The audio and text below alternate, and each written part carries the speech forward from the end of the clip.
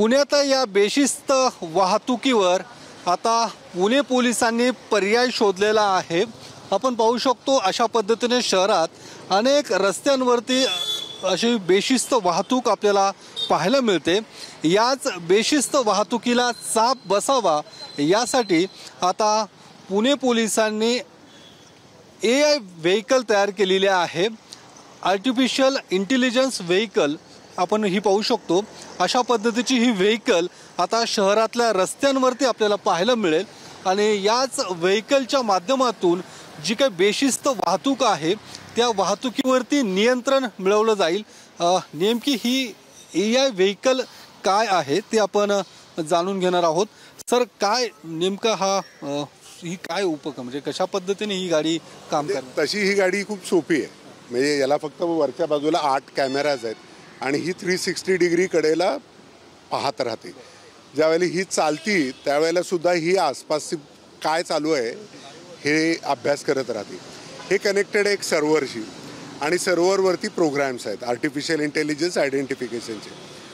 काय होणार आहे की तिथे कुणी एखादा माणूस उलट्या दिशेने येतोय, कुणी ट्रिपल सीट चालू आहे, कुणी फोनवर बोलतोय, कुणी सीट बेल्ट नाही लावला, याच्यापासून जवळजवळ 50% वाहतूक नियमभंग जे होतात त्या सगळ्याचं याच्यामध्ये प्रोग्राम्ड आहे। म्हणजे तुम्ही मोबाईलवर बोलतायत तर कॅमेरा तुम्हाला आयडेंटिफाय करेल आणि मग त्याचं जे कलम आहेत त्या कलमाप्रमाणे चलान इश्यू होईल आणि ते तुम्हाला लगेच सर्व केलं जाईल। म्हणजे काही होतं की पोलीस आयुक्तांच्या म्हणण्याप्रमाणे आपल्याला पोलिसांचा हस्तक्षेप चलान जनरेशनमध्ये कमी कसं करता येईल आणि या पोलिसांना वाहतूक नियोजनासाठी कसं जास्ती वापर करता येईल हा आम्ही विचार करत होतो। आता या सिस्टीममध्ये आवश्यक काय आहे तर फक्त एक ड्रायव्हर आणि तो गाडी चालवेल।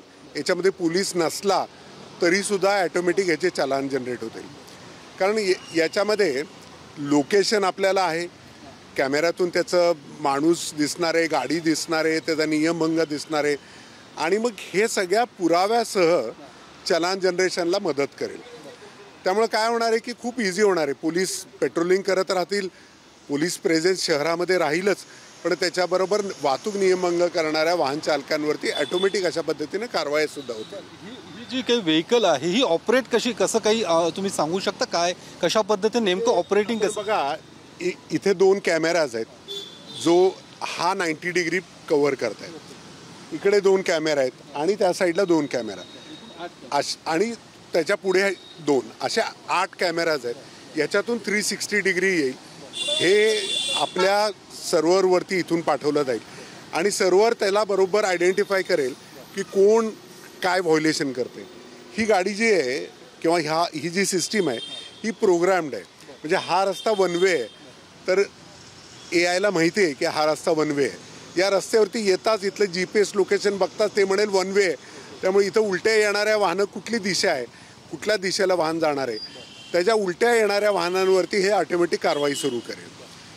ते हे सुद्धा बघेल की आज P1 P2 आहे, आज इकडे गाड्या लागायला पाहिजेत, इकडे गाड्या ज्या लागल्या त्याच्यावरती चलान करणं आवश्यक आहे। म्हणजे तो दिवससुद्धा बघेल आज ऑड इव्हन कुठला आहे आणि मग हे नो पार्किंग क्षेत्र आहे।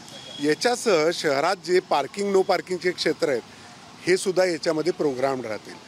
सो कुठला पॅच नो पार्किंगचा आहे, कॉर्नर्स जसं आपल्याला माहिती आहे रस्त्याचे सर्व कॉर्नर्स ॲटोमॅटिक नो पार्किंग असतात, तरीही या सिस्टीमला माहिती आहे हा कॉर्नर आहे, इथं जी गाडी लागली त्याच्यावरती मला चलान जनरेट करायचं आहे आणि पुढे पार्किंगचा एरिया आहे त्याला मला नाही करायचं।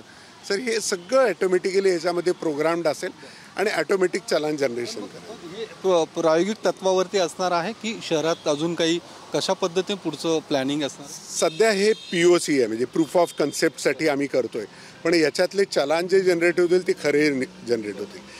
3 महिन्याच्या नंतर मग आम्ही याच्यावरती फायनल निर्णय घेऊ आणि शासनाकडे याचा प्रस्ताव पाठवणार आहे की याची आवश्यकता आहे आणि ही इफेक्टिव्ह सिस्टीम आहे। सध्या आपण 1 वाहनापासून सुरू करतोय।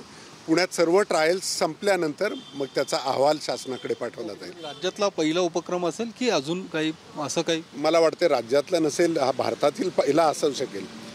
बाहेरच्या देशामध्ये काही ठिकाणी याचा वापर केला जातो, परंतु भारतामध्ये कदाचित हा पहिल्यांदाच आपण करतो। ही मोठी गोष्ट आहे, कारण की जर भारतातला हा पहिला प्रयोग असेल तर तो पुण्याला पहिला मान, आणि ज्या पद्धतीने पुणे पोलिसांनी हे सगळी यंत्रणा तयार केलेली आहे हे प्रायोगिक तत्वावरती, आणि नंतर राज्य सरकारला याचा प्रस्ताव दिल्यानंतर राज्यात हा प्रयोग कदाचित अंमलात सुद्धा येण्याची शक्यता आहे. कॅमेरामन सुशांत राऊत सम योगेश बोरसे, TV9 मराठी, पुणे.